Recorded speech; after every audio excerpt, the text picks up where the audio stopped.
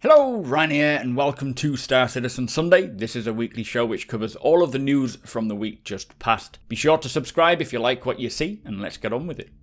This week, the Intergalactic Aerospace Expo storms on with the release of the RSI Galaxy and Anvil C8R Medical Pisces, plus Alpha 318 gets a flurry of new patches as it presses closer to its release. So this week's Inside Star Citizen was following on from last week, sticking with the ships and vehicle theme due to the Intergalactic Aerospace Expo, which I hope all of you are enjoying.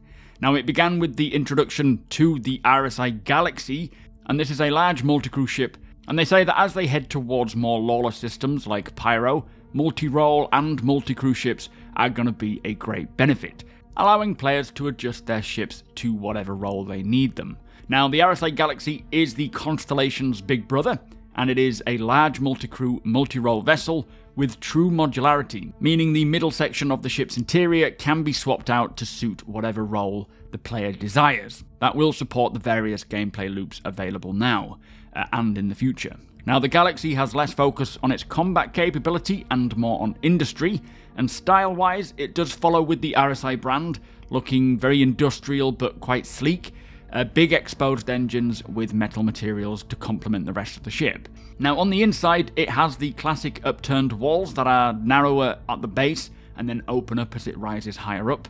It has habitation rooms and recreational rooms for the designated crew of 6, plus all the crew positions, of course. Now, the bridge is centrally located, that looks down upon the main part of the ship, and behind the bridge on the top deck is the shared habitation section. Further back are the individual rooms for each crew member, and the captain has their own office. Behind that is the engineering section that looks down over the hangar bay, and the floor beneath that, so there's 2 floors, that is where the swappable module is located. And as you go further back from the module, you will get into the sort of smaller hangar bay.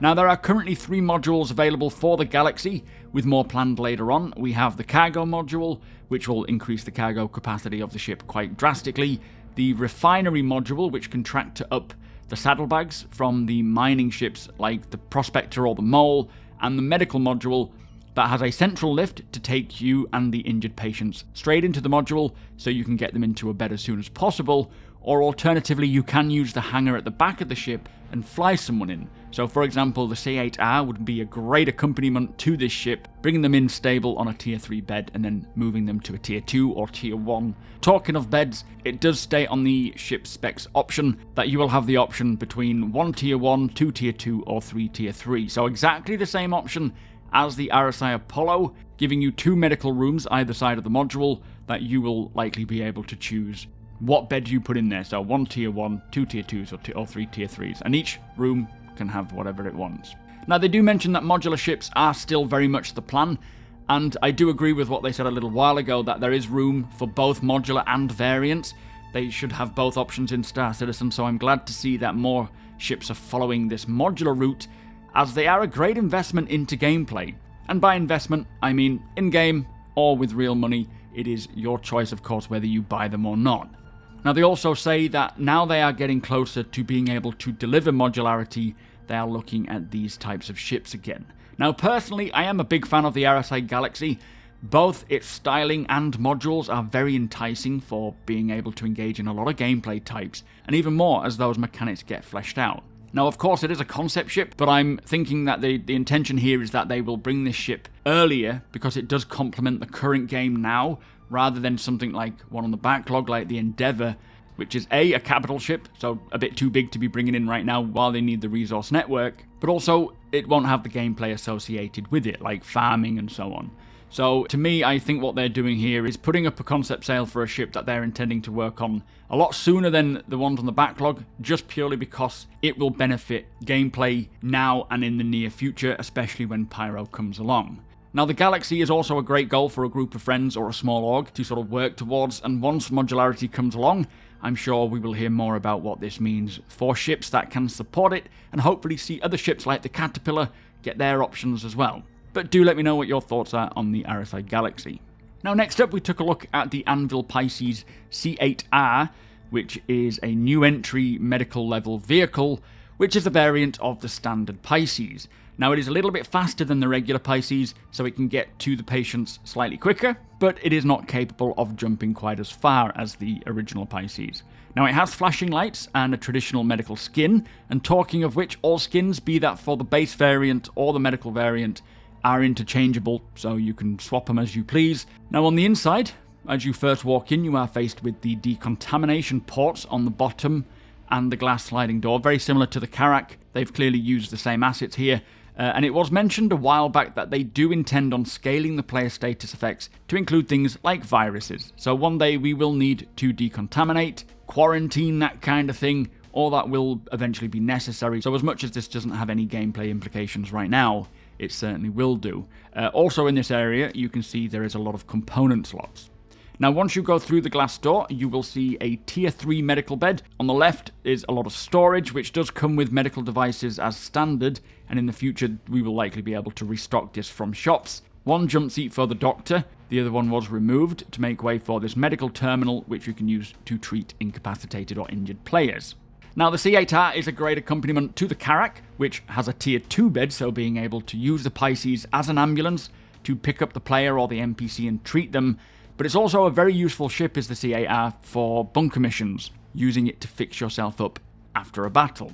Now, the intention of this ship is a support vehicle to help other players and NPCs. It is not going to be good in combat, it doesn't have the weaponry or the durability, but for me personally, this is a great new addition to the medical lineup, as it's a very small ambulance which is designed to pick players or NPCs up and then heal them, revive them, or keep them stable while you transport them to a location that's more medically equipped to treat serious wounds. And the great thing about the Pisces is that it is so small, so you'll be able to take it into caves, other tight spots, which will be so useful for when rescuing players, or even when they bring these NPC rescue missions in. Now, I do own one, and I look forward to running revive missions and seeing what crazy stuff we find.